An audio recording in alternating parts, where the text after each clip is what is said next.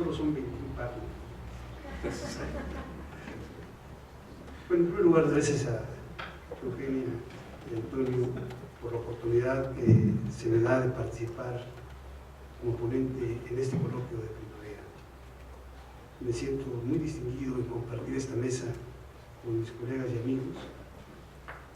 Y además del título original que tenía planteado para esta presentación de Telecán, estímulo a la industrialización, le he hecho un giro porque sabía que aquí iban a estar presentes protagonistas de la historia económica de México que está por escribirse, de la historia económica reciente de México,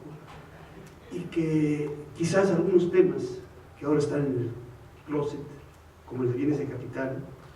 podrían merecer una reflexión en torno al Telecán y la industrialización. Emilio Campo, Emilio Sacristán, fueron en su momento actores protagónicos en los esfuerzos que hubo en este país por desarrollar la industria de bienes de capital y, por supuesto, que tienen mucho que decir al respecto. Entonces, mi presentación se va a centrar, pues, en una reflexión sobre este tema. El paradigma de la industrialización fue formulado en la posguerra como estrategia para reconstruir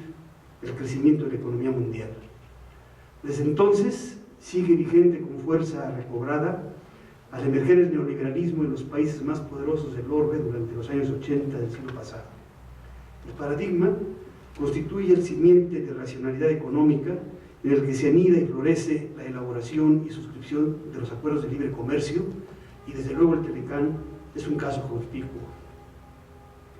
La División Internacional del Trabajo, el aprovechamiento de ventajas comparativas y la apertura de los estados al flujo abierto de mercancías, capitales e inversión, todo ello basado en el libre juego de las fuerzas del mercado, constituyen, conforme a este paradigma, el mecanismo para captar y distribuir los beneficios que derivan de agregar valor e industrializar los bienes y servicios destinados al intercambio. Las formulaciones teóricas, con frecuencia sofisticadas, se han encargado de articular argumentos para darle sentido formal de prueba a la idea central de depositar en el mercado la habilidad de materializar y maximizar los beneficios que presume la industrialización. En los países de menor desarrollo y los más atrasados, se argumenta por quienes hacen suyo este paradigma que la industrialización es idónea para superar el atraso. Es el vehículo, se dice, para acelerar la agregación de valor, captar oportunidades de inversión nacional y extranjera, suministrar más abundante y mejor oferta de bienes y servicios, más baratos y de distintos tipos, destinados a los mercados nacionales del exterior, emplear mano de obra desplazada de sectores de menor productividad, la agricultura en particular, ampliar la base gravable y comprometer a una sociedad con su futuro. Estos son, entre otros, múltiples y numerosos ingredientes a los que se asocia la industrialización. El paradigma se torna así inapelable, símbolo de progreso, modernidad y bienestar. Este paradigma soslaya, sin embargo, consideraciones vitales para los vínculos funcionales de la industria con el desarrollo, particularmente cuando dichos vínculos no son favorecidos por las leyes del mercado y, más grave, refuerza rigideces y distorsiones inconvenientes en la estructura productiva nacional que atentan con perpetuar la dependencia, esterilizar la modalidad creadora de la industrialización e inhibir los impulsos al desarrollo. Uno de esos vínculos vitales que el paradigma de la industrialización soslaya es precisamente el papel que juega la industria de bienes de capital para el desarrollo, el crecimiento, la autodeterminación de la estructura productiva nacional y el cambio tecnológico, es decir, para proponer el tipo de sociedad que la sociedad aspira. El legado industrial del Telecán, al que usualmente se hace referencia como estela de luces y sombras, la visión de Emilio es todavía más de sombras que de luces, ciertamente arroja signos de éxito en la industrialización y modernización de la economía, pero a la vez sus impulsos al desarrollo son débiles y perpetúan modos de producción con resultados muy distantes de las expectativas que suscita la industrialización. A partir de algunas evidencias empíricas sobre el significado del Telecán en la industrialización del país, se propone,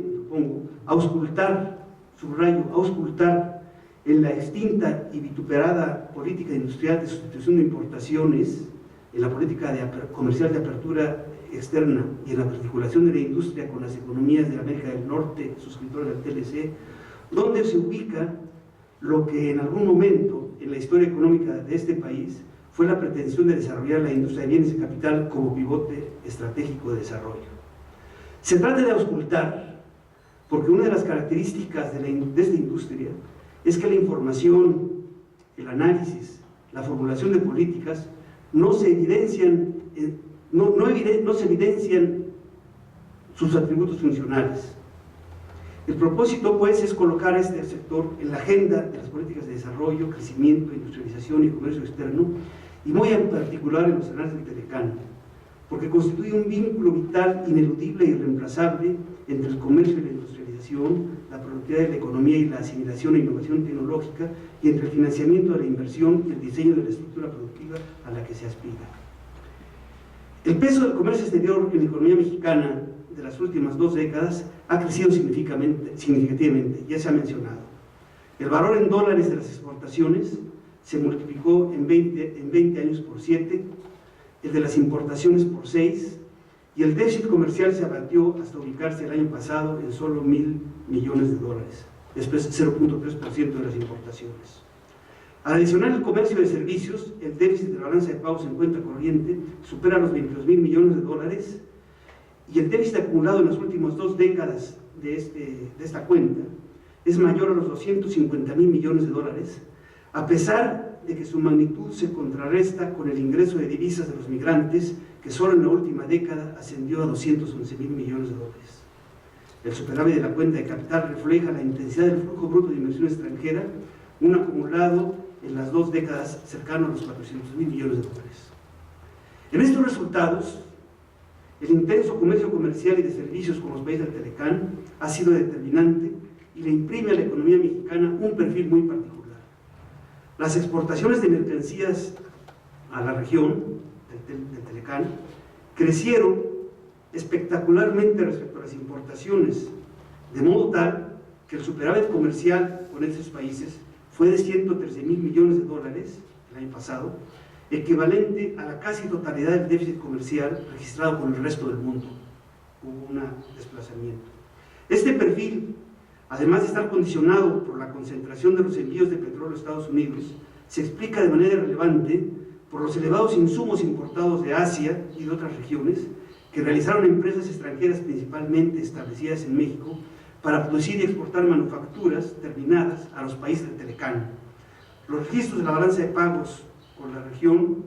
se asocian a este reacomodo industrial, se refleja en el superávit comercial, en el déficit de servicios y en el superávit de la cuenta de capital.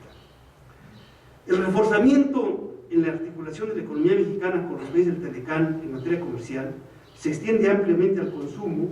y a la manufactura en múltiples ramas de la industria, donde la automotriz y la electrónica, por citar 2 relevantes que han sido reiteradamente mencionadas, cobran especial relevancia. No obstante, es asimétrica la rápida evolución de la exportación de manufacturas con la expectativa de un mayor fortalecimiento de las cadenas industriales. Estudios del INEGI sobre las cadenas de valor de las exportaciones mexicanas de manufacturas contribuyen a ilustrar esta situación. Para ello voy a referir 2 indicadores de estudios recientes del INEGI que están en proceso de ser publicados y que se han hecho algunos adelantos, particularmente en un foro que se realizó en la Facultad de Economía el pasado mes de abril. El valor agregado de la exportación de manufacturas globales respecto al de la producción fluctuó en torno al 38% en el periodo 2003-2012, en promedio, 38%. En el primero de esos años, en 2003, la mitad del valor agregado bruto correspondió a remuneraciones de asalariados y la otra mitad, el remanente, al superávit bruto de operación, o sea, a las remuneraciones vinculadas al factor capital.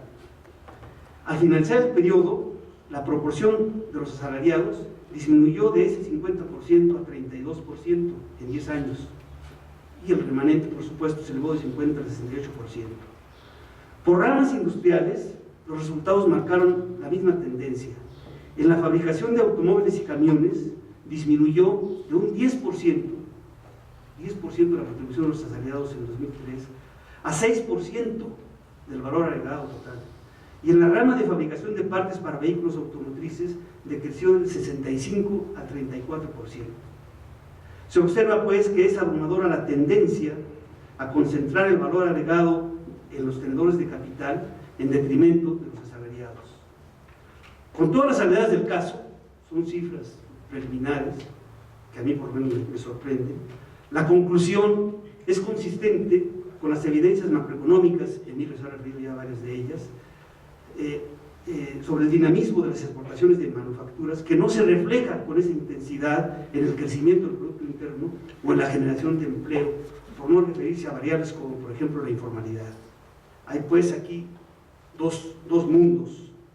no dos países como recientemente salió en una publicación que está circulando. El tratamiento de las manufacturas en el Telecán se estableció, como es usual en la política industrial convencional, en boga,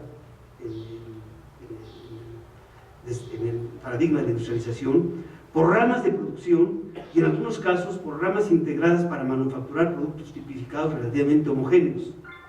Pero se descuidó el criterio de la función que pueden desempeñar en la economía los productos manufacturados o el potencial que tienen para incorporar la innovación tecnológica que redunde en la productividad de su uso final. El descuido formó parte de la ausencia de una política industrial orientada al desarrollo